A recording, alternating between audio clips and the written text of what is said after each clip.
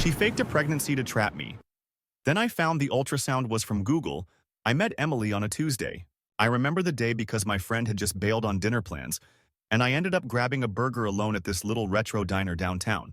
She was sitting at the counter, furiously scribbling into a notepad, her glasses sliding down her nose. Something about her energy was chaotic, magnetic.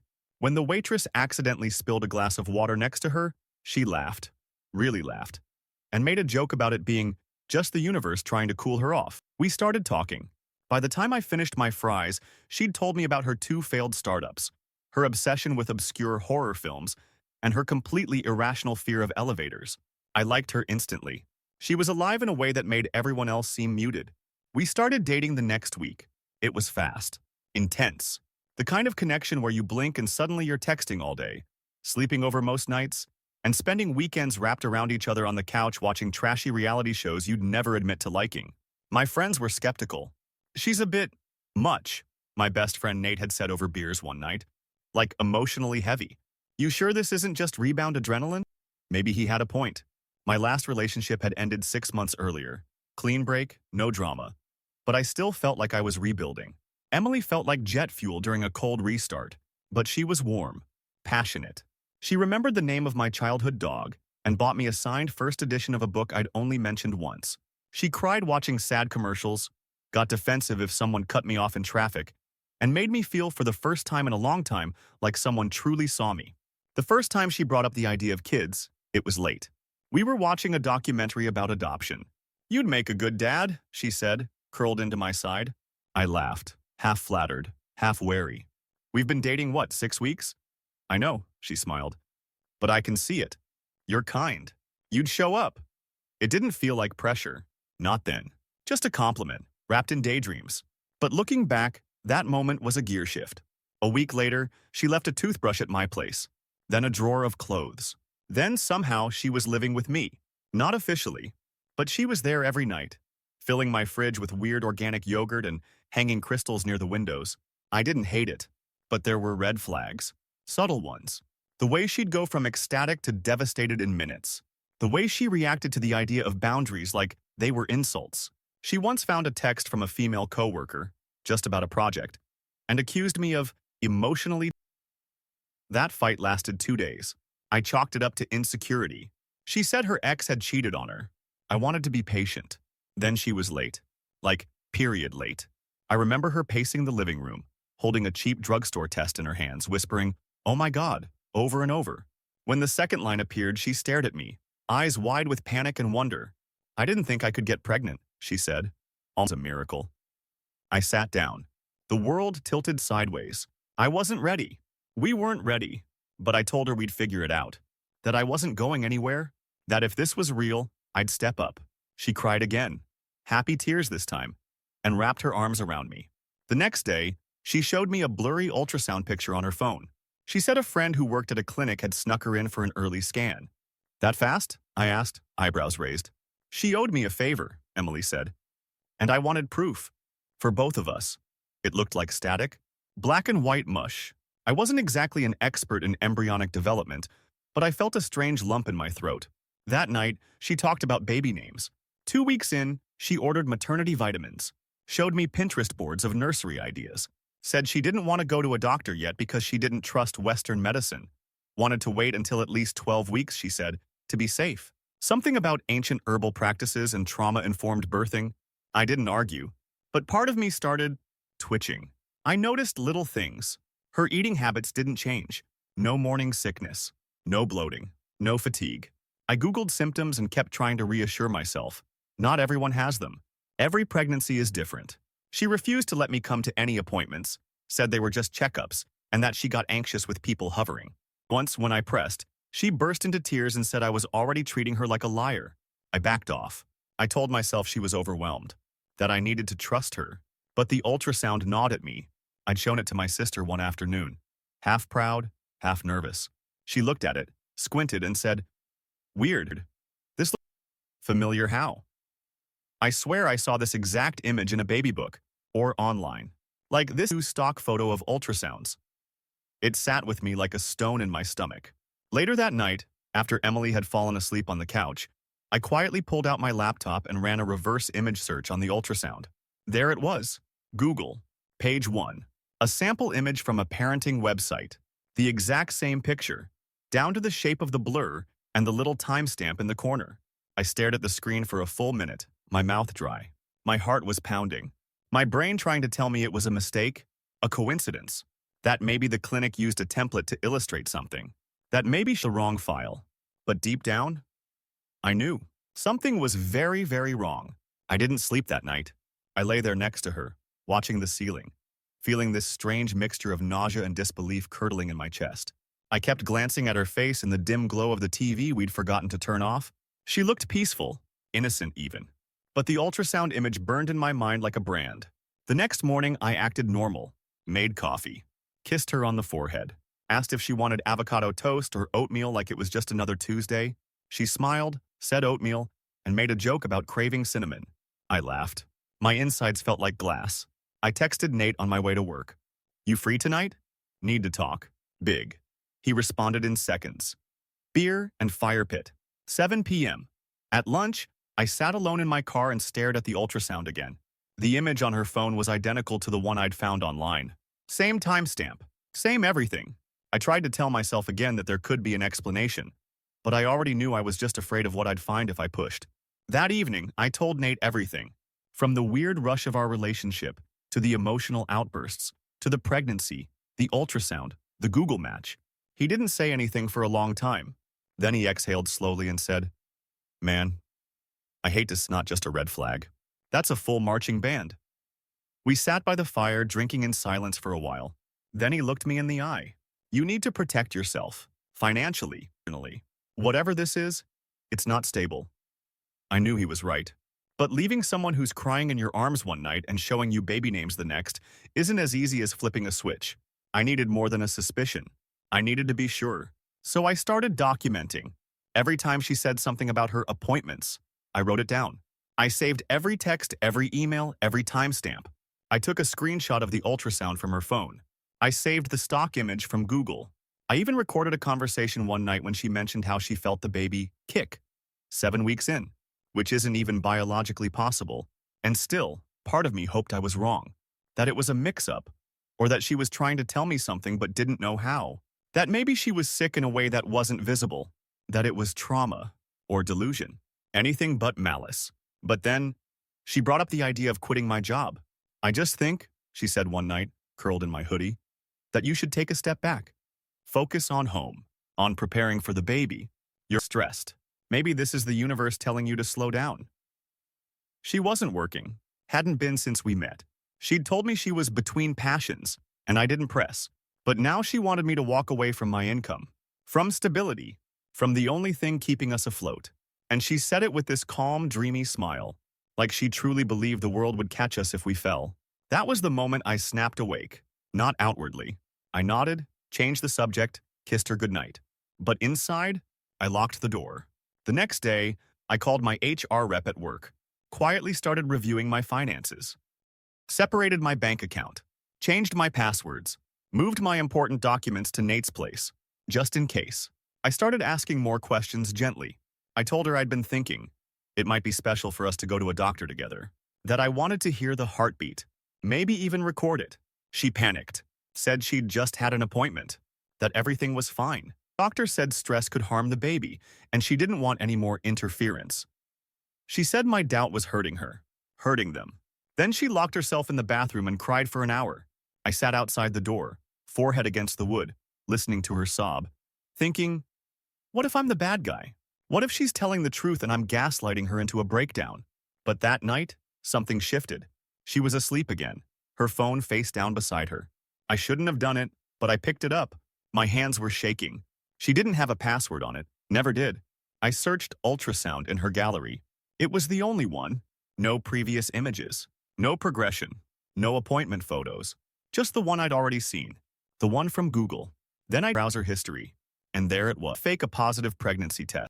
Ultrasound stock image download. Pregnancy symptoms when lying. I stared at the screen, bile rising in my throat. This wasn't confusion. This wasn't trauma. This was premeditated. I sat on the edge of the bed for a long time, holding her phone like it was a grenade. I didn't wake her, didn't confront her. I just sat there, letting the weight of what I'd just seen crush any last hope I had left. In the morning, I left early for work. I drove to Nate's, showed him the search history, the images, the screenshots. He looked at me, eyes wide. "You have to end this," he said. "Like now," I agreed. But ending something like this isn't like ending a regular relationship. It's not just about breaking up. It's about escape. That night, I came home to candles. Emily had made dinner. Spaghetti, our favorite. She was glowing, humming. Said she had a surprise. "I felt the baby move again," she whispered, placing my hand on her flat stomach. I didn't say anything. I couldn't. She looked up at me with those eyes. And for a second, I saw a glimpse of the girl from the diner. The wild, funny, charming stranger who'd stolen my attention in 5 minutes flat. But she wasn't that girl anymore. Or maybe she never was. I didn't sleep at home that night. I told her I had an early meeting in a different city, packed a small bag, and drove straight to Nate's. He didn't ask questions, just handed me a beer and told me the couch was mine for as long as I needed it. I spent most of the night sitting up, staring into the blue light of my laptop. My mind was spinning with questions, strategies, regrets. What if she did something drastic? What if she told everyone I was abandoning her and the baby? What if she faked a miscarriage and made it look like my fault? The thing is, Emily was smart. That's what scared me the most. She wasn't sloppy or impulsive, not really. She'd calculated all this. She knew how to cry on cue, how to build a story, how to twist things just enough to sound believable. If she'd gone this far with faking a pregnancy, what else was she capable of? I didn't want to find out the hard way. The next day, I called a lawyer. Just a consultation. I needed to know my rights, what I could do to protect myself. I was relieved when she didn't laugh or dismiss me. In fact, her tone got serious the second I explained the situation. "She's committing fraud," she said plainly. "It's rare, but it happens. You need to gather everything, screenshots, emails, timestamps, anything showing deception, especially if there's any risk she might try to go after you legally or financially." Told her I'd already started. That evening, I texted Emily saying I needed a few days to process everything. I didn't mention the search history. Not yet. I wanted to see what she'd do without knowing she'd been exposed. At first, she played it calm, supportive, said she understood, that pregnancy made everything feel bigger and messier, that she loved me and would wait. Then the texts changed tone. By day, blowing up my phone, guilt-tripping me, calling me selfish, a coward, abandoning his child. She left voicemails sobbing, saying she was cramping and scared, that stress was causing complications. I didn't answer. On the 4th day, she texted me, "I lost the baby." Just like that. No details, no call, just a 5-word bombshell. I sat there, phone in hand, staring at the screen. It was the easiest way out for her. No evidence, no proof, no messy doctor visits. Just a quiet exit from the lie, a chance to fold the story in on itself and play the part of the devastated victim. I waited. An hour later, she sent another message. "Don't come. I need space." It was almost laughable. She'd flipped the narrative in one text. Now I was the absent one, the cold-hearted boyfriend who disappeared and returned to find the worst had happened. I didn't respond. 2 days later, I came home.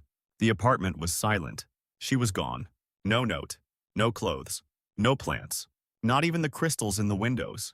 Just empty drawers, an unmade bed, and a half-eaten bag of organic granola on the counter. I checked the trash on instinct. At the bottom of the kitchen bin, wrapped in a takeout bag, was something that made my skin crawl. A used pregnancy test box, fake, novelty brand. You could order them online. Designed to always show positive. Beside it, a crumpled sticky note. "He won't know. Just smile." It wasn't even hidden, like she wanted me to find it. Or maybe she'd stopped caring. I sat on the floor for a long time, holding that box, trying to remember how we got here. How a diner flirtation turned into a psychological minefield. I thought about the first time she made me laugh. The first time she cried in my arms. The first time she told me she loved me. Was any of it real? Later that night, I got a message from an unknown number. "Is this Alex? I'm sorry to bother you. My name is Rachel. I dated Emily last year. I think we need to talk." My heart jumped into my throat. We spoke on the phone the next day. Rachel was calm, precise, clinical almost. She'd gone through something eerily similar. The fast romance. The emotional dependency. And then, out of nowhere, a pregnancy. "Same ultrasound photo?" I asked.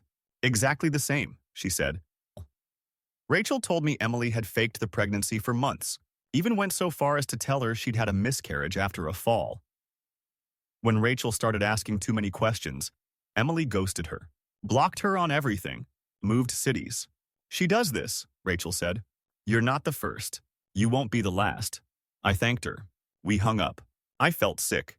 Nate and I sat in silence for a long time that night.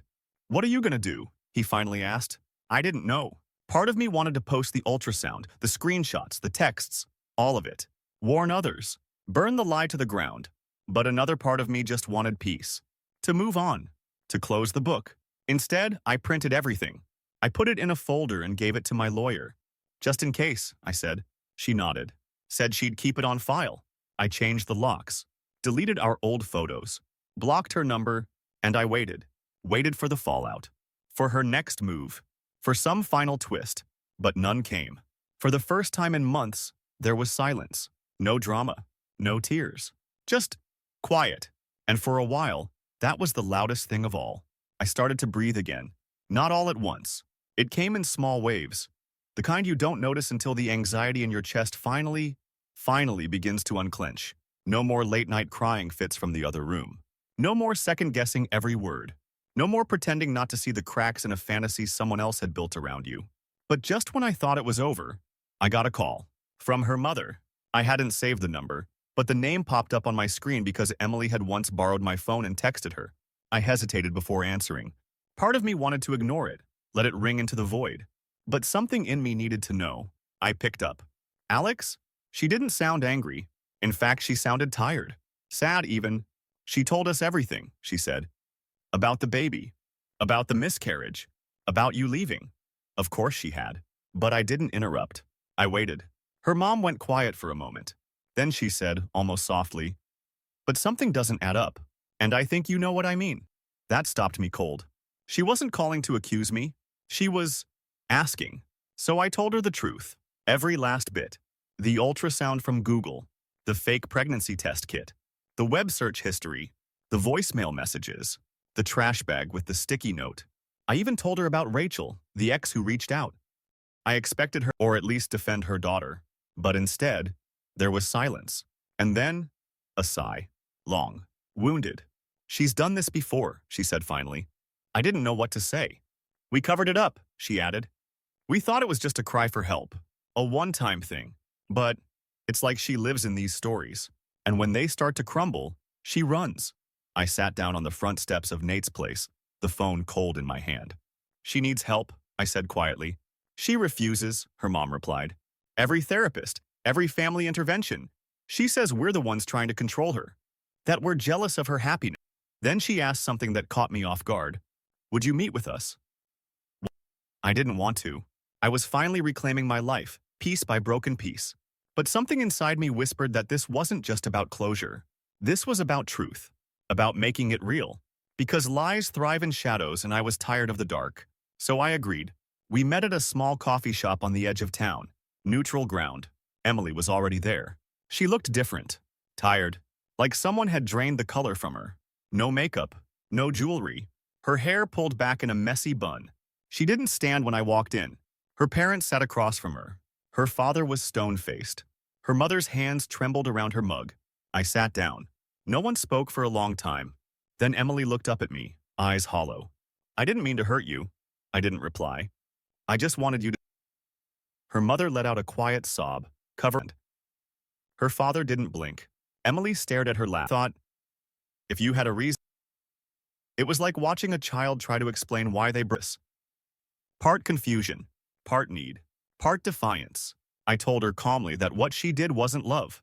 That love doesn't require lies. That trust, once broken that deeply, doesn't just come back. It has to be rebuilt. If ever, she didn't argue. For the first time, I think she understood. Not because she agreed, but because there was no more space left to spin the story. No one in that room was buying the fantasy anymore. Her father asked her if it was true. The Google image. The fake test. The online guides. She nodded. Her mother broke down. We sat there for an hour. Not fighting.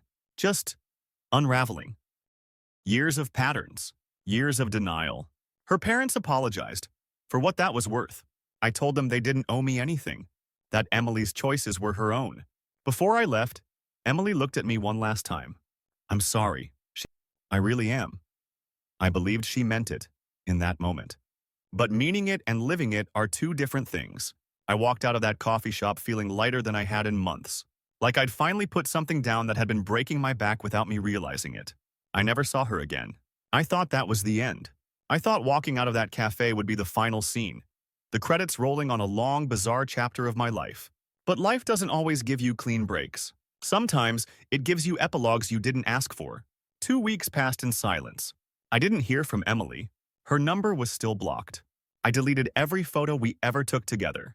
Put the ultrasound images, the screenshots, the fake test box, all of it, into a sealed folder and shoved it into the back of my closet. Out of sight, not quite out of mind. And then my sister got involved. Her name's Lauren. Fierce, protective, the kind of person who's either the best ally or the worst enemy depending on which side of the truth you stand. She'd always hated Emily, even before the pregnancy lie. Said something about her felt too rehearsed. Lauren had been the one I called the night I discovered the ultrasound was fake. She'd been quiet then, unusually so. But after I told her meeting, she texted me later. I want to post something. I called her. What kind of something? She didn't hesitate. The truth. People need to know, especially if she's done, especially if she'll do it again. I hesitated. I'd wanted peace, privacy, quiet. But deep down, I knew Lauren was right. So we talked it through. She wrote a post, a long one. Careful, respectful, but honest. No names, no photos, just a story. My story. She left out identifying details but included the ultrasound image side by side with the Google stock result, the fake pregnancy test, the browser searches, the timeline, and then she hit publish. The post went viral in a matter of hours. People shared it with captions like, "Watch out for manipulation like this," or "This is why some men are terrified of commitment." It started conversations, arguments, threads that stretched into hundreds of comments. Some were angry, but others said things that made me. This exact thing happened to my cousin. I dated someone who used one photo. Was her name Emily? She tried something similar with my friend 2 years ago. The messages poured in. Strangers, acquaintances, even someone I hadn't seen since high school messaged me privately saying his own trapped into a fake pregnancy years ago. He'd always wondered if it had been real. The scariest part? One woman sent me a screenshot. It was of a post from a closed Facebook group, dated from the year before. A support group for women navigating breakups. And there was Emily, writing under a different name, but the photo was unmistakable. She'd written, "Sometimes you have to show them to lose, even if it's not technically true yet." The comments underneath were full of encouragement. One even said, "Men lie all the time. Why can't we use a little leverage?" I felt sick all over again. Nate and I sat on his porch the night that post crossed a million and just said, "So, now what?" I didn't know. I didn't want revenge. But I also didn't want silence to protect her anymore. Because what she did wasn't just a personal betrayal. It was calculated, repeated, dangerous. My inbox was full of people thanking me for speaking up, for warning them, for validating stories they'd been too afraid or ashamed to share. I got another call from Emily's mom. She'd seen the post. She wasn't angry. She was quiet. She told me Emily had checked into a clinic, not a hospital, not a prison, a real mental health center, voluntary. For the first time, she didn't ask me to take down the post.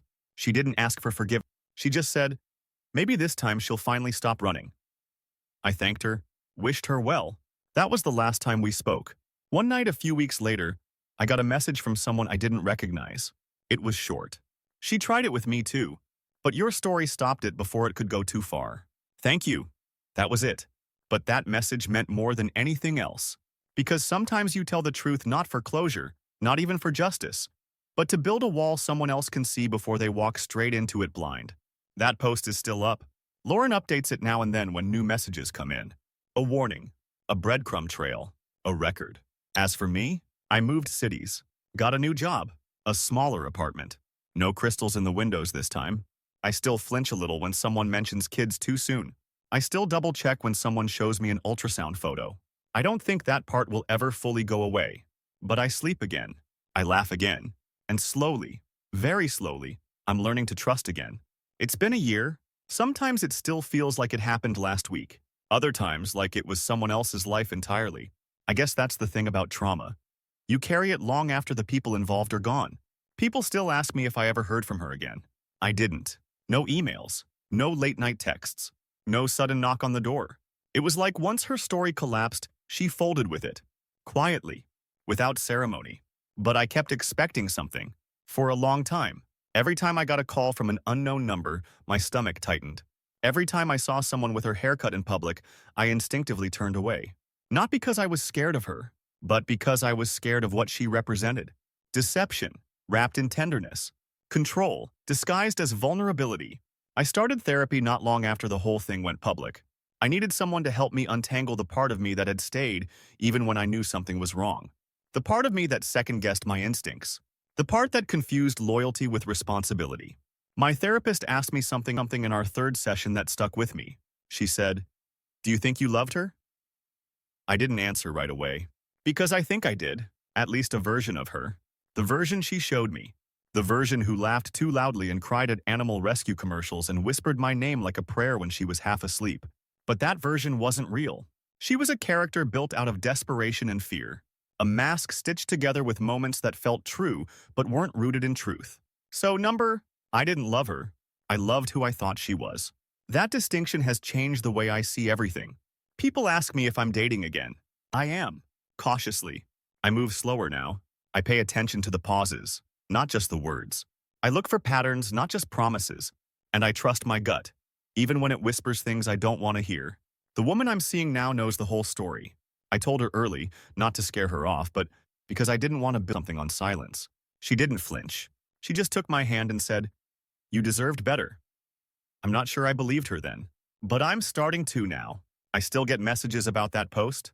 From men, women, even therapists who use it as a case study in manipulation. Some thank me. Some ask for advice. Some just want to be heard. I try to respond when I can.